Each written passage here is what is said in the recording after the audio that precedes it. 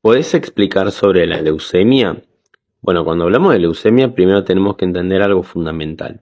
Estamos hablando de la sangre, pero la sangre no funciona de manera aislada del resto del cuerpo. La sangre forma parte de todo un sistema osteoarticular, músculo-esquelético, que incluye huesos, la médula ósea, músculos, tendones, ligamentos, tejido conectivo. ¿Y cuál es el sentido biológico de todo este sistema?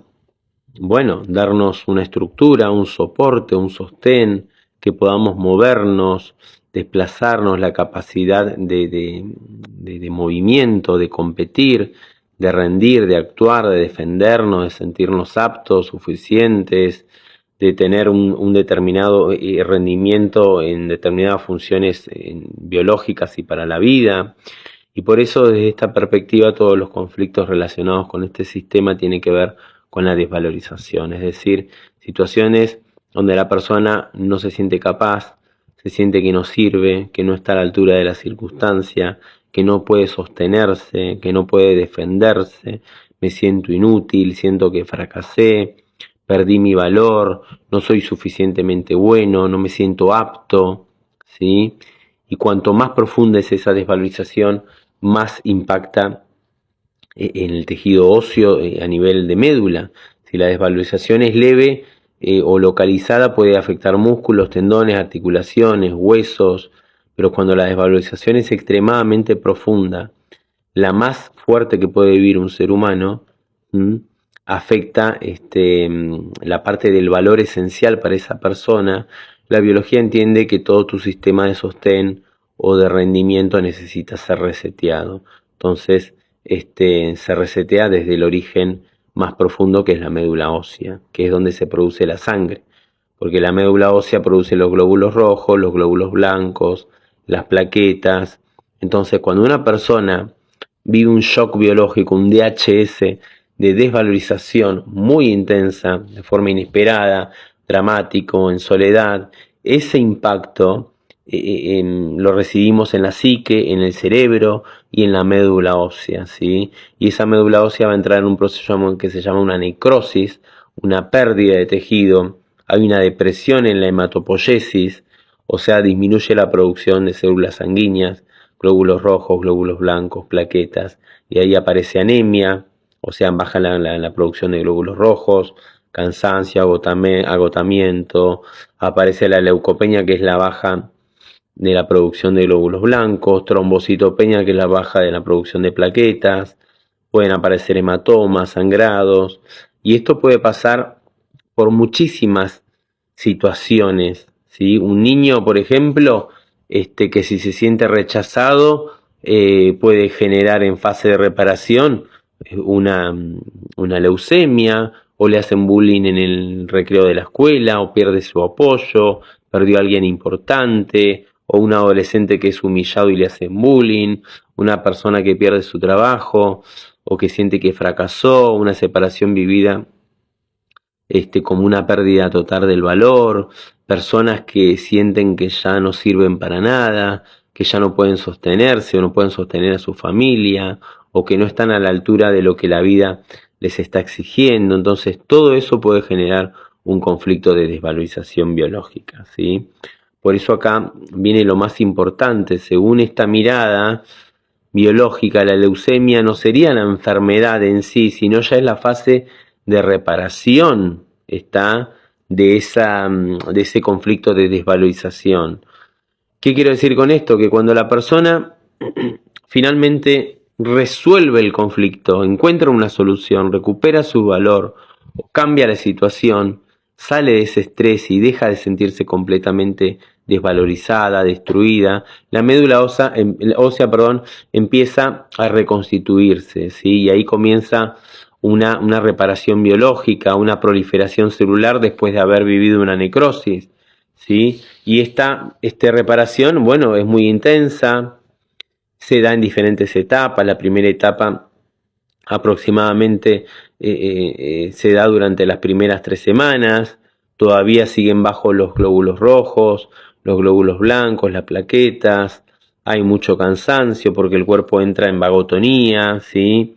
aumenta el volumen sanguíneo y después, entre la tercera y la sexta semana, la médula ósea ya se reactiva con muchísima más fuerza, empieza a producir cantidades enormes de leucoblastos, o sea, células inmaduras precursoras de los glóbulos blancos, y ahí es donde la medicina convencional diagnostica la leucemia, ¿sí? Pero desde esta mirada biológica, eso sería justamente la señal de que la médula ya se está reparando, se está regenerando y reconstituyendo. Por lo tanto, si salimos corriendo a aplicar radiación o quimioterapia, interrumpimos todo este proceso. ¿Está? Luego aparece una tercera fase donde también aumentan los eritroblastos, los trombocitoblastos, ¿sí? Es decir, ya todos estos precursores de glóbulos rojos y plaquetas se reactivan y empiezan, digamos, a producirse en mayor cantidad, ¿sí? Mientras el organismo sigue rellenando y reconstituyendo esa médula ósea. Y finalmente llega una cuarta etapa donde la producción de todos estos grupos de sangre, ¿no? Glóbulos rojos, blancos y plaquetas, en esta cuarta etapa ya se estabilizan y vuelven a aparecer células maduras y normales, y ya se completa la reparación.